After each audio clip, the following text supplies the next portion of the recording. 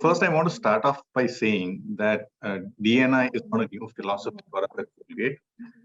For many, many years now, we've been having our values of caring, continuous improvement, and global teamwork. But in addition to that, we've been having what we call the managing with respect principles, which are our ways of working. And these principles have always embedded within them the various angles of diversity, equity, and inclusion. Now, having said that, of late, however, we have started creating more awareness around the DNI principles with more targeted initiatives and sharper metrics. So, we believe that awareness leads to acceptance, and acceptance leads to action. Personally speaking, I can confess that, I did not know enough to meaningfully relate to the LGBTQ community until I started sitting through some of these awareness sessions. I learned a lot from these sessions. I learned what challenges this community goes through in the society in general and also at the workplace. I must also say that I learned a lot about this from my teenage daughters, who clearly are more aware about this than I am. So for me, it was a lot of learning when I sat through these awareness sessions. And I've also heard from my colleagues and leaders around the organizations that it has helped them immensely to sit through these awareness and sensitization sessions. And what it has done to us as an organization is that it has helped our leaders be more inclusive in the way they think and the way they operate in the organization. Our goal is to have an environment where everybody can bring their authentic selves to work, irrespective of what their background is, what their identity is, and where they come from. And that's what we are trying to achieve through these awareness programs. And we are genuinely seeing the benefits of our philosophy taking shape in the business. As a company, we are seeing more authentic conversations. We are seeing more ideas coming to the table. We are seeing a lot more creativity than we were seeing before. And it is helping us making better decisions. And as a consequence of that, better output for the business. This we are able to see across all functions. The way our leaders are now thinking about not just employees and inclusion at the workplace, but also our consumers, about our partners, about our suppliers, is quite different from the way we were thinking before. Our brand managers today are creating more content that is generally more inclusive by nature. And because of that, they are able to appeal better to our consumers. So it's helping our business, definitely. And we are seeing this not just in the head office, where we are all sitting and talking about it on a day-to-day basis, but also for example, in our manufacturing locations around the country. So Sri City, for example, is a plant down in the south of India where we have over 100 women associates who have been with us, have been engaged, have been loyal. So clearly speaking, the DNI philosophy is helping us become a better business. And I think that's something that we feel good about.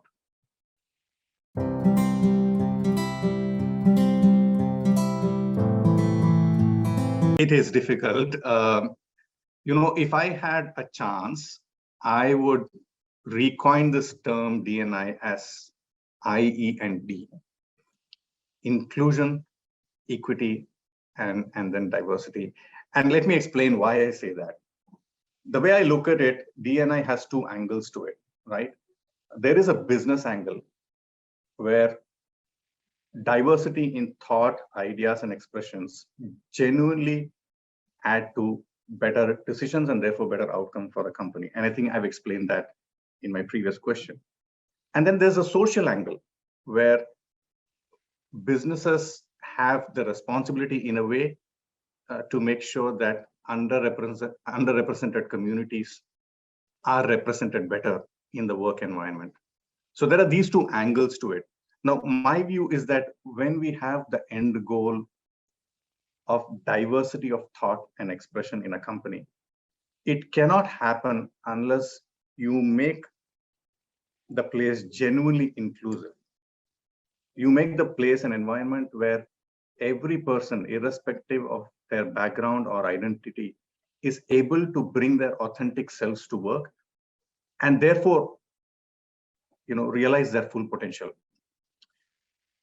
If you don't do that, you may be chasing numbers to have a better represented workforce. And I can tell you that sometimes it becomes a bit fashionable to just keep chasing numbers because you want to have a more diverse background and more diverse representation. But you will not achieve true and sustained diversity or sustainable diversity of thought. You will not achieve genuine social change, for that matter, unless you make all of these talents that you bring in from diverse backgrounds feel included in the organization. And that's why I keep saying that, I think for me, D&I starts with I, E, and D. We must start with inclusion. And I think that that is always the biggest challenge.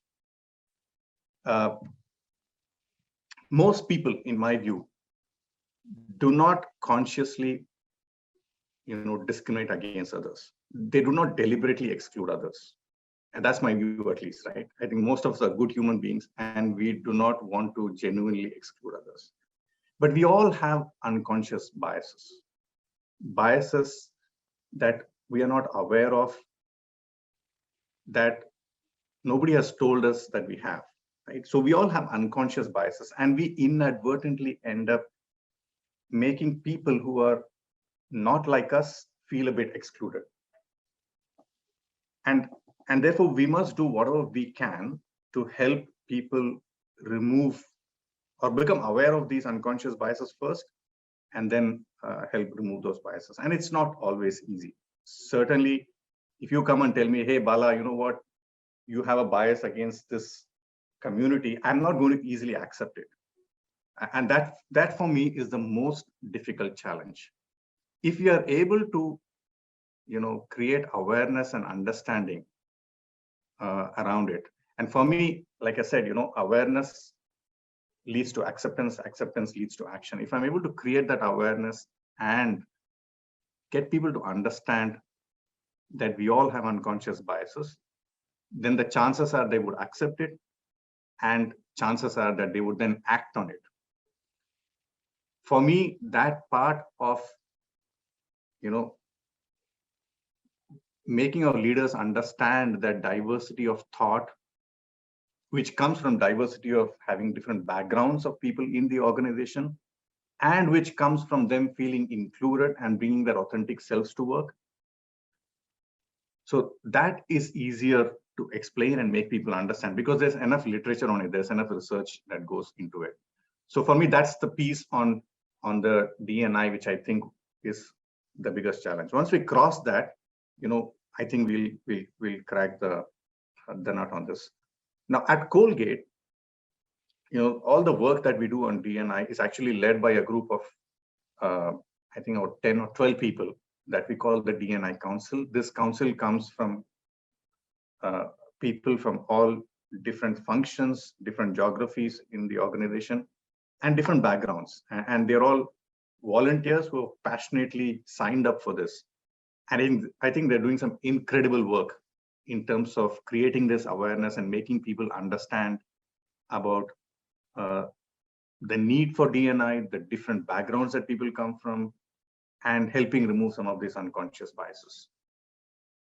And it's genuinely helping us in the business, like I said.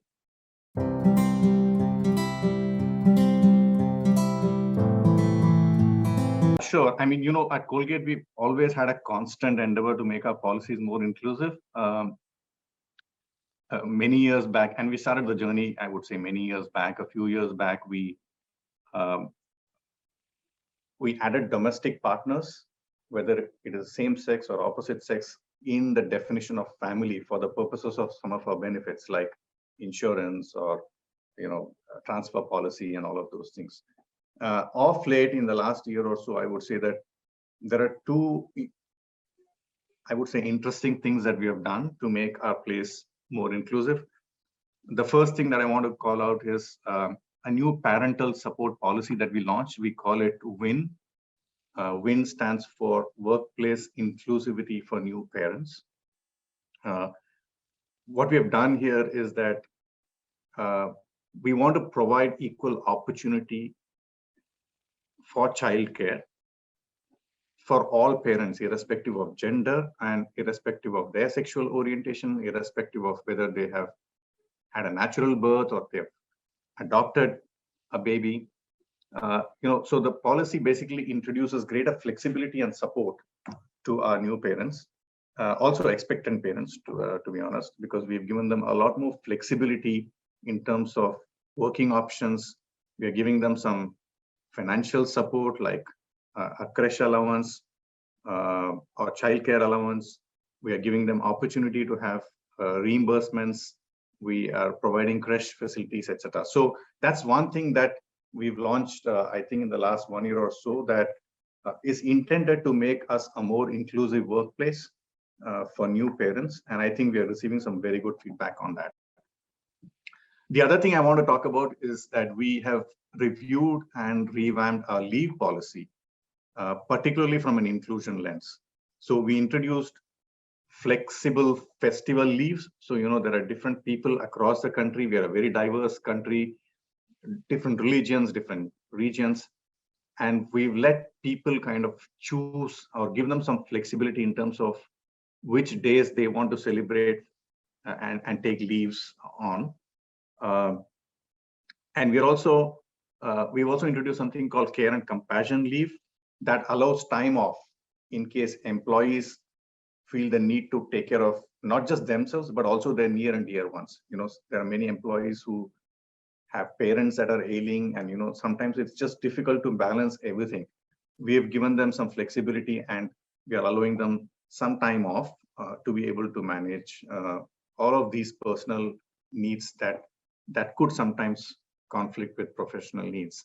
And what this has helped us do is that it has made our place more inclusive.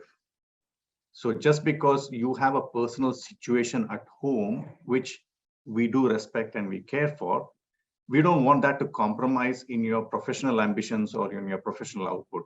And we are trying to give people that flexibility to be able to balance the both. And this has made us a little more inclusive, I think, as a company. Some great feedback we are receiving from people around the organization.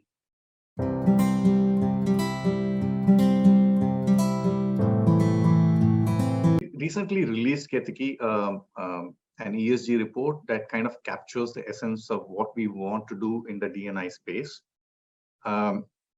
Simply put, there are two angles to it. One is we want to make our place genuinely inclusive, where everybody feels they belong. What this means is that we want everybody, irrespective of their background, to feel like they can bring their authentic selves to work, be who they are, realize their full potential, contribute what they can contribute for the interest of the business, irrespective of, and the way we measure them, their growth, their development should be irrespective of their identity. It should be based on the impact they're having on the organization. And all our initiatives around whatever I just spoken now and a few more that are coming on our way are geared towards making this happen. So like I said, I and E are very, very important for us. And I think that we want to make sure that we are covering all bases on that front. Having said that, we also have some targets that we have laid out for ourselves to make sure that we have an increased representation of underrepresented communities in our organization. So we want to have a representation that reflects the community that we live in across all levels of the organization. So we do have some numerical targets that we have set out for ourselves, and we have published them as well.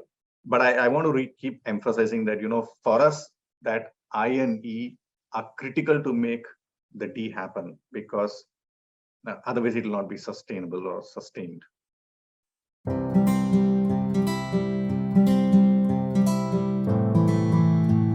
I don't want to preach to any company about anything. I think each company has to discover for themselves what works for them in their context. There is enough literature now and research now that proves beyond doubt that having diversity of thought, diversity of ideas, diversity of expressions genuinely leads to better business decisions and therefore better business outcomes. So I think each company should possibly have a look at this literature and see what makes sense for them. I can tell you that at Colgate, we are very, very committed to it. And the reason is because we genuinely believe it helps us become a better organization. It helps us become a better place for people to work and bring in their authentic selves and realize their full potential. And equally importantly, it makes us a better business. And therefore, we will continue to keep chasing these goals that I just talked to you about a few minutes back. And I'm hoping that the learnings that we've had, the success stories that we've had, and I'm sure there are many, many more out there who have done remarkable work in this D&I journey. Those will inspire other companies to also pick up and carry this, this movement forward.